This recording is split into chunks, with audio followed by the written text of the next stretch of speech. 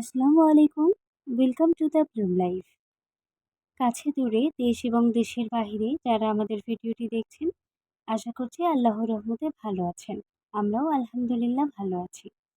আজকে আমরা বানাবো ভিলেজ স্টাইল চিকেন বিরিয়ানি। তাহলে চলুন দেখে নিই। প্রথমেই চুলো জ্বালিয়ে একটি কড়া বসিয়ে নিয়েছি, আর তাতে এখন করে নিচ্ছি পেঁয়াজের বেরেস্তা। এই রান্নাটি পুরোপুরি বেরেস্তা দিয়েই করা হবে।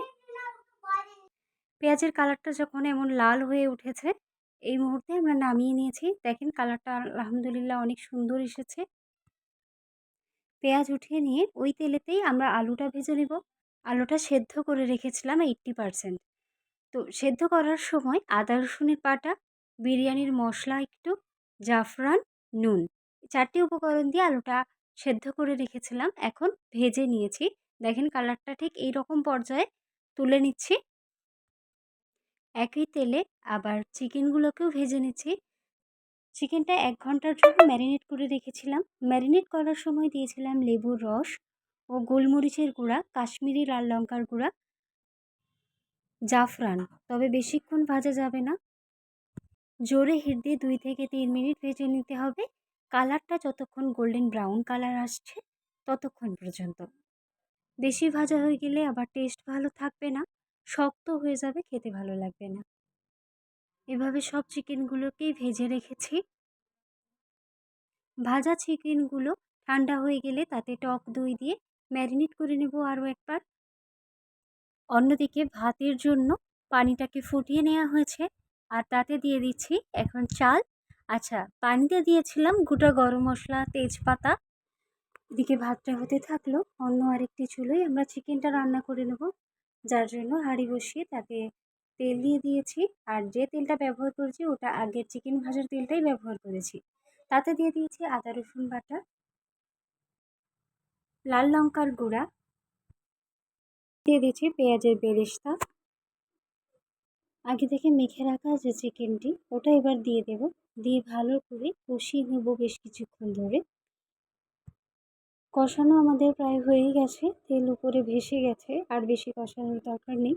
এই পর্যায়ে পানি দিয়ে বেশ কিছুক্ষণ রান্না করে নেব। চিকেনটি রান্না হয়ে গেছে, বেশ ভালো করে সিদ্ধ হয়ে গেছে। শেষে একটু বিরিয়ানির মশলা ছড়িয়ে রান্নাটিকে শেষ করেছি। বাড়িতে মেহমান আসার ব্যস্ততা, আবার ভিডিওটা অনেকটা বড় হয়ে যাবে এই কথা মাথায় রেখে অনেকটা স্কিপ করা হয়েছে। তো এখন দেখুন ভাতটাও আমাদের এদিকে হয়ে গেছে। ভাতটা কিন্তু 80% সেদ্ধ করে নিয়েছি। বেশি সেদ্ধ করলে চাল আবার ভেঙে যাবে।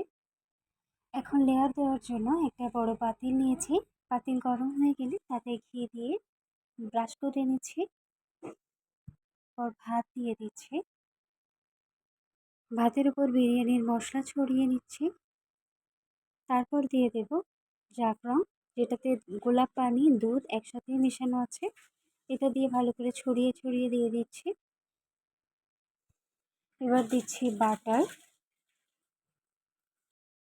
আলুগুলোকে ভালো করে সাজিয়ে সাজিয়ে দিয়ে নিচ্ছি। দেখুন দেখতে কতটা সুন্দর লাগছে। এবার দিয়ে দিচ্ছি পেঁয়াজের বেরেস্তা। এখন দিয়ে নিচ্ছি চিকেনের তরকারি। এগুলো আলুর মাঝে মাঝে দিচ্ছি, আর তোলার সময় ঝোল সমেত একটু একটু করে তুলছি। এখন দেব মিঠা আতর। এটা বেশি দেব না, একদম ফোঁটা ফোঁটা করে কয়েক ফোঁটা দেব। এর উপর ভাতগুলো দিয়ে ভালো করে সাজিয়ে নিচ্ছি, যাতে ওর উপরে ভালো করে একটা লেয়ার পড়ে। উপর থেকে বিরিয়ানির মশলা ছড়িয়ে দিচ্ছি। অ্যাড করছি গলিয়ে রাখা বাটার।